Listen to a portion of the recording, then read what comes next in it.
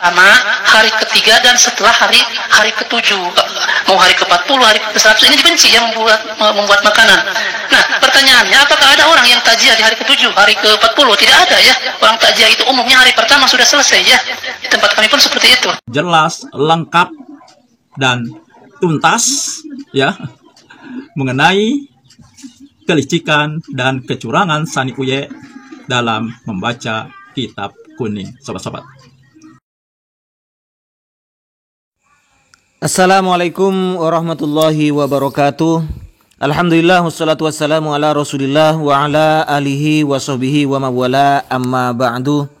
Sahabat-sahabat Aswaja, seluruh warga Nahdien dan para penonton semuanya dimanapun berada, semoga Allah subhanahu wa ta'ala senantiasa memberikan rahmatnya, taufiknya, hidayahnya, maufirahnya, memberikan kelancaran rezeki dan kesehatan kepada kita semua. Amin Allahumma amin.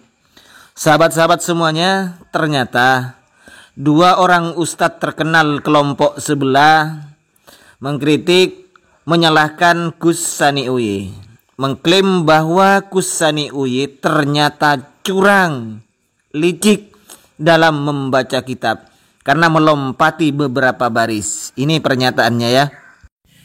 Kemampuan dan kemahiran Sani Uye dalam membaca kitab kuning ternyata digunakannya untuk mengaburkan makna yang sebenarnya dan menggiring opini sesuai keinginannya dengan melompati beberapa baris kalimat dari kitab kuning yang dibacanya.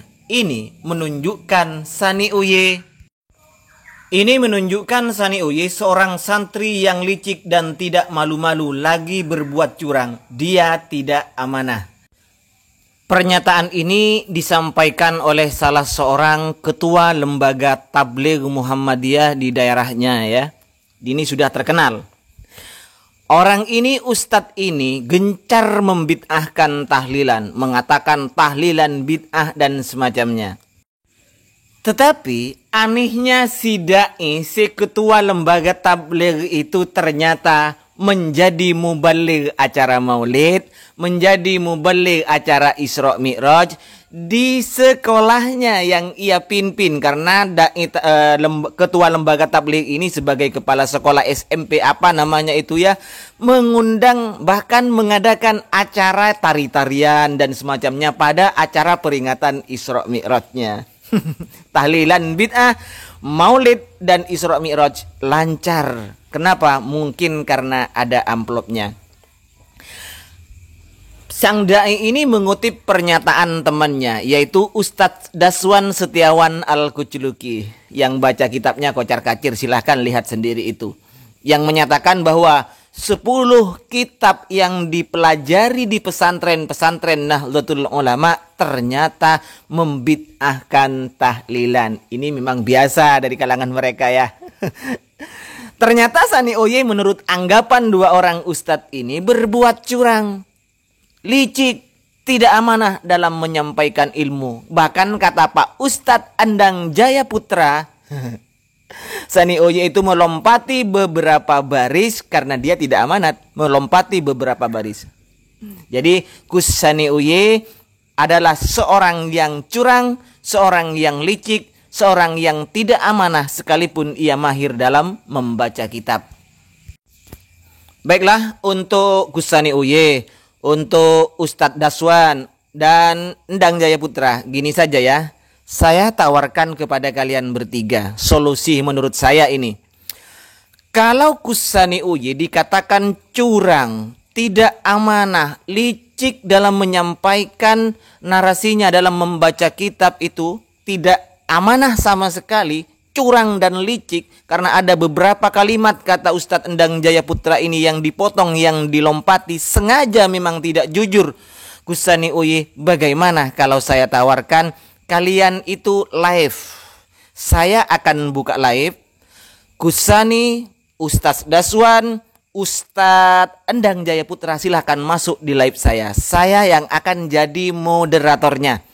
Jadi kalian tunjukkan kitab-kitab yang dituduhkan oleh Pak Daswan dan Ustadz Endang Jaya Putra Putra ini kan rangka membahas kitab katanya. 10 kitab yang dikaji di pesantren-pesantren Nahdlatul Ulama ternyata membid'ahkan tahlilan. Nah, ini kebetulan.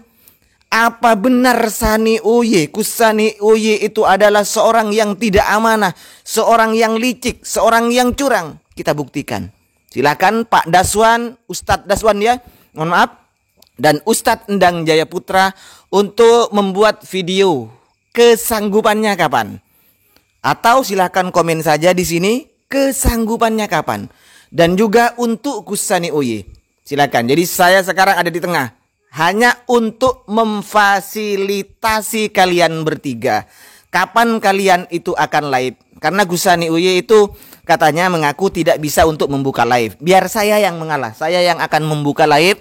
Gusani masuk, Ustadz Endang juga naik, Pak Daswan juga naik. Kita buktikan caranya membaca dan cara memahami serta membuktikan semua kitab rujukan-rujukan yang dibaca oleh Ustadz Daswan Setiawan untuk yang dijadikan hujjah, yang dijadikan dasar oleh Pak Endang Jaya Putra menuduh Sani Uye sebagai seorang yang licik, curang, tidak amanah. Bagaimana? Tawaran ini untuk kalian sanggupi. Saya kira kalau Pak Daswan Setiawan dan Pak Endang Jaya Putra merasa tuduhannya adalah benar, berada di rel kebenaran, tentunya akan menyanggupi dan akan membongkar kebohongan Sani Uye, akan membongkar kelicikan Sani Uye. Mumpung sekarang, ayo buktikan bahwa Sani Uye itu memang benar-benar seorang yang licik, tidak amanah, apalah semacamnya, lain-lain sebagainya itu ya. Buktikan sekarang. Untuk membuktikannya kita harus live bersama.